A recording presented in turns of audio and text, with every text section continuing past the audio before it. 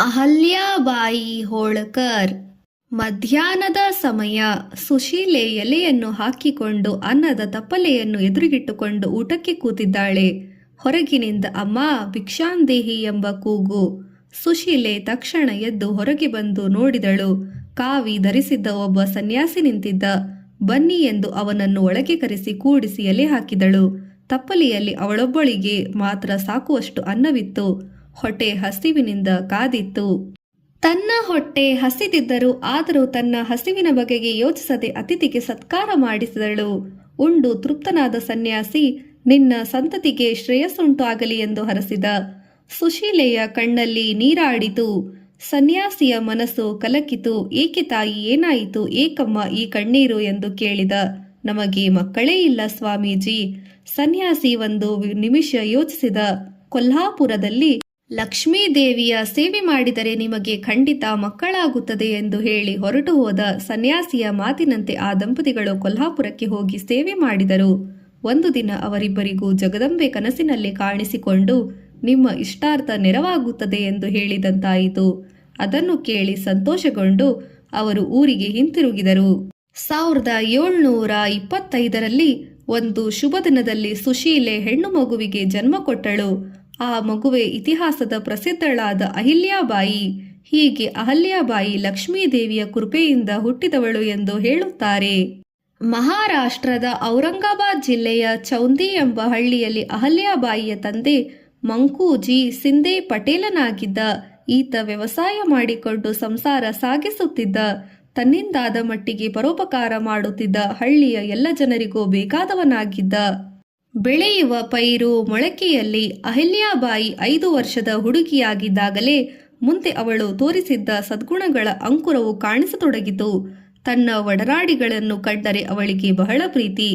ಯಾರಾದರೂ ತಿನ್ನಲು ಏನಾದರೂ ಕೊಟ್ಟರೆ ಅದನ್ನು ತನ್ನ ಜೊತೆಗಾತಿಯರಿಗೆ ಕೊಡದೆ ತಿನ್ನುತ್ತಿರಲಿಲ್ಲ. ಯಾವ ಪದಾರ್ಥವನ್ನಾದರೂ ಶಿವ ಎಂದು ಭಾವಿಸಿ ಪೂಜಿಸುವ ಆಟವೆಂದರೆ ಅವಳಿಗೆ ಬಲು ಇಷ್ಟ. ಯಾವಾಗಲೂ ನಿಜವನ್ನೇ ಹೇಳುವಳು. ಸುಳ್ಳು ಹೇಳುವುದು ಎಂದರೆ ಅವಳಿಗಾಗುವುದಿಲ್ಲ. ಚೌಂದಿ ಎಂಬ ಹಳ್ಳಿಯಲ್ಲಿ ಪಾಠಶಾಲೆಗಳು ಇರಲಿಲ್ಲ. ಆದುದರಿಂದ ಅಹಲ್ಯಾಬಾಯಿಯ ವಿದ್ಯಾಭ್ಯಾಸ ಮನೆಯಲ್ಲೇ ನಡೆಯಿತು.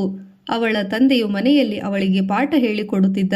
ಹುಡುಗಿಗೆ ಚುರುಕು ಬುದ್ಧಿ, ಧರ್ಮ ಗ್ರಂಥಗಳಲ್ಲಿ ಹೆಚ್ಚಿನ ಆಸಕ್ತಿ. ತಂದೆ ತಾಯಿಯ ದೈವಭಕ್ತಿ, ಕರ್ತವ್ಯನಿಷ್ಠೆ ಅವಳ ಮನಸ್ಸಿನ ಮೇಲೆ ಆಳವಾದ ಪರಿಣಾಮವನ್ನುಂಟು ಮಾಡಿದವು. ದೇವರಲ್ಲಿ ಅವಳ ನಂಬಿಕೆ ಅಚಲವಾಯಿತು. ಅದೃಷ್ಟದ ಕಣ್ಣು ತೆರೆಯಿತು.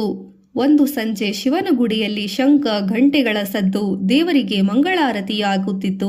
ಅಲ್ಲಿ ನೆರೆದಿದ್ದ ಕೆಲವರು ಪ್ರಯಾಣಿಕರು ಎಲ್ಲರ ಮುಖದಲ್ಲೂ ಭಕ್ತಿಭಾವ.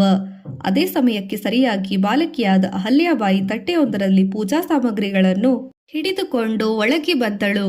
ಅವಳ ಮುಖದಲ್ಲಿ ಅಸಾಧಾರಣ ಕಳೆ ತುಂಬಿತ್ತು. ಎಲ್ಲರ ಕಣ್ಣು ಅವಳ ಮೇಲೆ ನಿಂತವು. ಅವಳು ದೇವರಿಗೆ ಹೂವನ್ನು ಅರ್ಪಿಸಿ ಭಕ್ತಿಯಿಂದ ಕೈ ಜೋಡಿಸಿದಳು. ಪ್ರಾರ್ಥನೆ ಮುಗಿದ ಮೇಲೆ ದೇವರಿಗೆ ನಮಸ್ಕರಿಸಿ ಗುಡಿಗೆ ಪ್ರದಕ್ಷಿಣೆ ಹಾಕಿ ಮನೆಗೆ ಹೊರಟು ಹೋದಳು.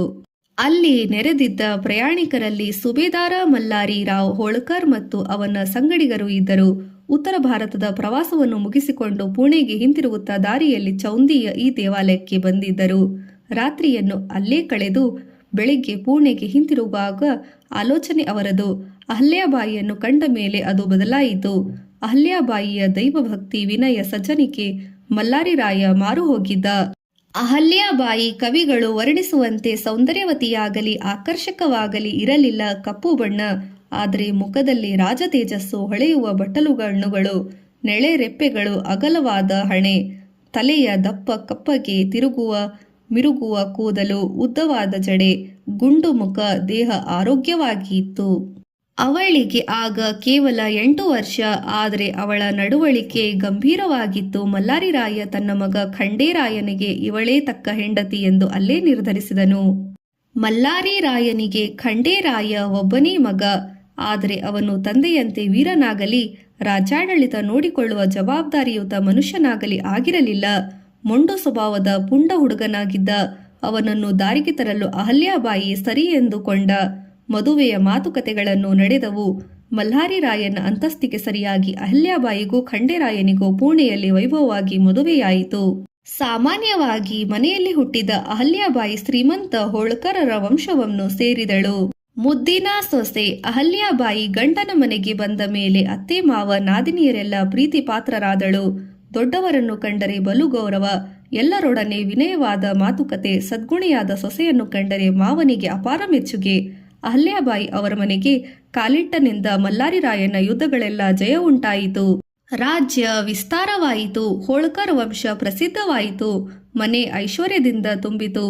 ಆದುದರಿಂದ ಮಾವ ಜಯಲಕ್ಷ್ಮಿಯ ಸೊಸೆಯ ರೂಪದಲ್ಲಿ ಅವತರಿಸಿ ನಮ್ಮ ಮನೆಗೆ ಬಂದಿದ್ದಾಳೆಂದು ಭಾವಿಸಿ ಗಂಡನ ಕೆಟ್ಟ ಗುಣ ನಡವಳಿಕೆಯನ್ನು ತಿಳಿದಿದ್ದರೂ ಅಹಲ್ಯಾಬಾಯಿ ಅವನಿಗೆ ಅಗೌರವ ತೋರಿಸಿರಲಿಲ್ಲ.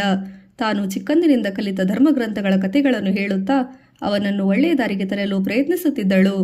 ಆಗಾಗ ಆಡಳಿತದ ವಿಷಯದ ಬಗ್ಗೆ ಅವನೊಡನೆ ಚರ್ಚಿಸಿದಳು. ಅವನನ್ನು ಸಂತೋಷವಾಗಿಟ್ಟುಕೊಂಡಿದ್ದಳು. 1745ರಲ್ಲಿ ಅಹಲ್ಯಾಬಾಯಿಗೆ ಮಾಲೇರಾಯಿ ಎಂಬ ಮಗನೂ ಆದಾಗಿ 3 ವರ್ಷಕ್ಕೆ ಮುಕ್ತಾಬಾಯಿ ಎಂಬ ಮಗಳು ಹುಟ್ಟಿದಳು. ರಾಜ್ಯವೆಲ್ಲ ಸಂತೋಷಭರಿತವಾಗಿತ್ತು.